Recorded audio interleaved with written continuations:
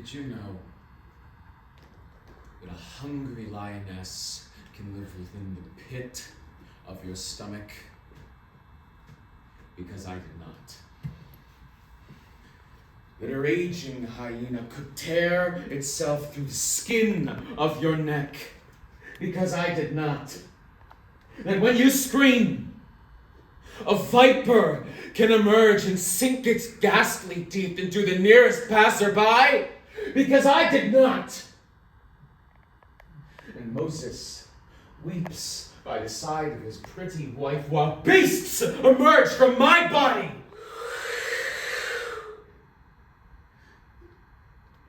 I envy him. He simply gets to see what happens next, while I must guess. And he weeps. Weeps like a child. Not much has changed since I last knew him as my brother. I watched him fall at the feet of the Pharaoh and weep. Not just weep, fucking beg. Oh, brother, please, brother, please. Only to be spat on and kicked aside, to which, enraged, I screamed. And when I screamed, a viper emerged, prepared to strike, and Moses, ever so the pacifist, caught the viper in his hand, saving the Pharaoh's life. Think of green pastures and bluer skies, of lavender blossoms and sweet honeysuckle nectar, of the wind blowing on the back of our necks, or sometimes blowing up my skirts, sometimes strong enough to bring you to your knees or into my arms. I hate it when they talk about Midian. Like, we get it. You got to live in a beautiful, lush homeland and have a beautiful, lush romance. La-di-fucking-da. It must be nice. I've never even seen past the walls of Memphis. I've never even seen green pastures or lavender blossoms, just mud and clay and stone and blood. I don't know what it's like on the outside. My father, Amram, was conscripted into the Egyptian army once, fighting off Midianite rebels to the east. He came back, missing an arm and most of his mind.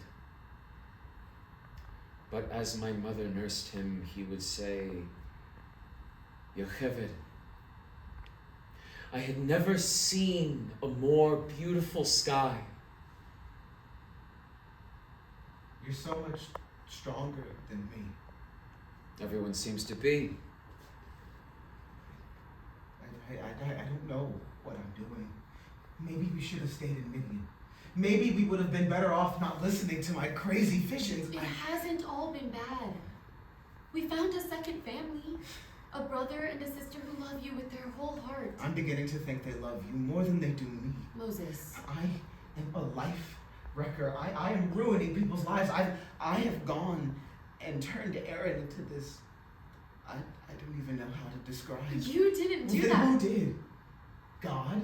I cannot go and blame God when I am the one who brought Erin into this mess. I have to take more responsibility. I could have taken on the plagues myself. Erin will be all right. And after this is all over, will Erin hate me forever? He doesn't hate you. Oh, both my brothers hate me, and I must watch them both yell at each other while I stand in the middle, ready to protect either one. A viper emerged from Erin and lunged for Ramses. I stopped it with my grip, and it bit me in my hand. The poison unaffecting me, of course, but the look of betrayal in Erin's eyes almost made me wish it did. he still loves the Pharaoh. Though the Pharaoh could give less of a shit about him. But for some reason, in his stupid, hopeful little head, there's still a chance of reconciliation. I feel bad for him. I truly do. Should I have let the viper pierce his heart? Would he have relented with poison in his veins, or would it have made the situation worse? It's not productive to think of what ifs. Like you said before, everything will turn out right in the end. Right? Right? I don't know, Zipporah. I feel like I don't know anything anymore. Tell me what you fear. Losing the people that I love. You haven't lost any of us. Erin refuses to speak to me. Erin will get over it. Ramses wants me dead. Fuck Ramses! Pompous ass.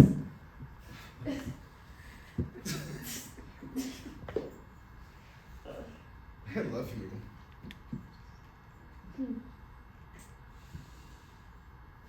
More than the sand loves the sea. More than bees love honey. Kiss me like the sun does the mountains on a summer evening.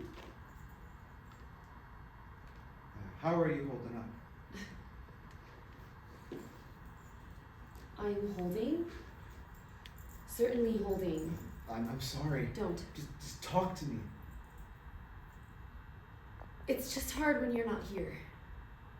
When you're out there doing your thing. The plague shouldn't be affecting It's you. not the plagues. I'm just adjusting. Just adjust. That's a tongue twister. Just adjusting. Adjusting. It's very different here than it is in Meridian.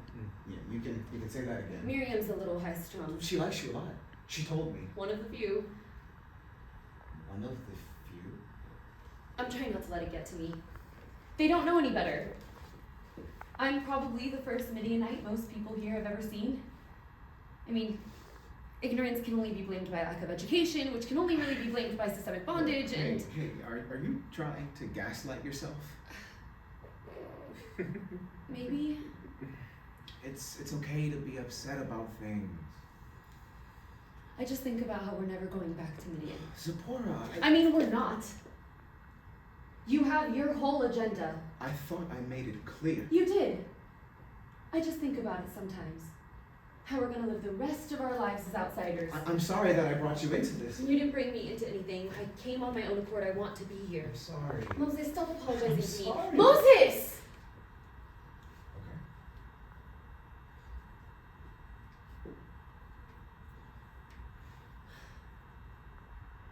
I'm just reckoning with and accepting our future. Reckoning. Even after we get to the promised land. People will adore you. We will lead them out of Egypt, side by side. And after we lead them out of Egypt, we will earn their respect. They're in a bubble here in Goshen, but if they could just see how Memphis is I being don't want to practiced. earn anything. I'm just telling you how I feel, Moses. Okay.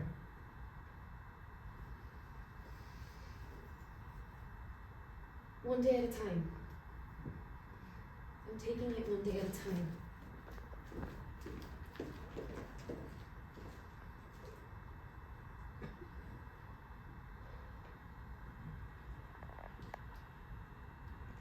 One day at a time.